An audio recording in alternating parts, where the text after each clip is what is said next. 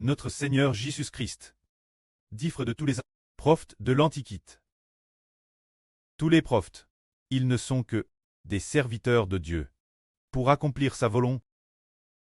Cependant notre Seigneur Jésus, il est le Fils de Dieu. Destin héritaire de toutes choses. Aucun prophète n'a créé l'univers. Mais le précleste travers, le Seigneur Jésus a créé toutes choses. Et le Seigneur Jésus est aussi appelé Elohim de Dieu. Le Fils de Dieu doit hériter de toutes choses de Dieu. Le pré n'a pas donné tous les hommes, ni toutes choses aux prophètes, mais il veut donner toute l'humanité et tout l'univers, son propre Fils, lave, et soumettre toutes choses, ce Fils. Si le pré a décrété que toutes choses se soumettent ce Fils, quiconque ne se soumet pas ce Fils sera condamné par Dieu. Nous venons de dire que le Seigneur Jésus est plus grand que tous les prophètes, parce que le Seigneur Jésus a créé toutes choses. Aucun prophète n'a jamais créé toutes choses. Ils ne sont que des hommes. Cependant, le Seigneur Jésus existait avant l'univers. Aucun prophète n'a expié les péchés des hommes, mais le Seigneur Jésus pour les péchés de l'humanité a été crucifié sur la croix. Aujourd'hui, aucun prophète n'est assis à la droite de Dieu. Cependant, Jésus ressuscite des morts est maintenant assis à la droite du pré. Si quelqu'un comprend que le salut est le Seigneur Jésus, que l'Évangile est aussi le Seigneur Jésus, le comprend, et refuse librement de croire, il sera certainement perdu, car ce Fils détient les CLS de la mort et du jour des morts. Tous ceux qui refusent de croire en lui, il les détruira, ceux qui ne croient pas en lui. Mais tous ceux qui veulent croire en lui, il pardonnera leurs péchés et leur donnera la vie éternelle. On voit ainsi que ce Fils a une position si lève, tout comme Dieu lui-même.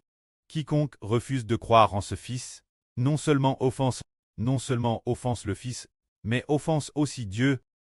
Alors nous venons de dire que le nom de ce Fils, sa position et son autorité sont plus grands que ceux des prophètes. Alors ce Fils, Jésus incarné en homme, est-il plus grand que les anges? En fait, il est plus grand que les anges, bien plus grand encore, car aucun ange ne peut s'asseoir à la droite du trône de Dieu, mais le Seigneur Jésus-Christ est maintenant assis à la droite de Dieu. Le nom que le pré a donné au Seigneur Christ est plus grand que celui des anges. Comme il est dit ici, le nom qu'il a rite est plus excellent que le nom des anges. Bien au-dessus des anges, nous voyons que le Seigneur Jésus est bien au-dessus de tous les prophètes et bien au-dessus de tous les anges. Les anges ne sont que des serviteurs de Dieu. Cependant, le Seigneur Jésus représente Dieu et revoit toutes choses créées par le pré. Voyons maintenant comment le Seigneur Jésus surpasse les anges. Il est dit ici, car tous les anges, auxquels des anges Dieu a-t-il jamais dit? Tu es mon Fils, je t'ai engendre aujourd'hui. C'est de dire que le pré n'a pas dit aucun ange, tu es mon Fils, je t'ai engendre aujourd'hui, mais il a dit au Seigneur Jésus de telles paroles. Tous les anges, auxquels le pré a-t-il jamais dit quel ange? Je serai pour lui un preux, et il sera pour moi un fils. Mais le pré a pourtant dit David, que le preux serait le preux de quelqu'un, et que celui-ci serait son fils. En fait, ce passage parle du frère Ashbert, mais on découvre plus tard que le frère Ashbert a reçu le nom du Seigneur, et dit, je serai pour lui un preux, et il sera pour moi un fils. C'est ce que le pré a dit Ashbert, et aussi ce qu'il a dit au Seigneur, mais il n'a pas dit aucun des anges, tu es mon fils, je suis ton preux, mais il l'a dit au Seigneur, et aussi au frère Hébert. On voit ainsi que le nom du Seigneur est plus excellent que celui des anges.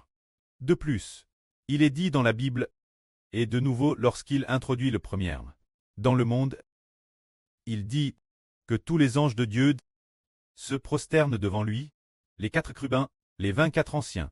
Tous les anges se prosternent devant le Seigneur Christ. Que la gloire soit au pré et au Seigneur. Amen.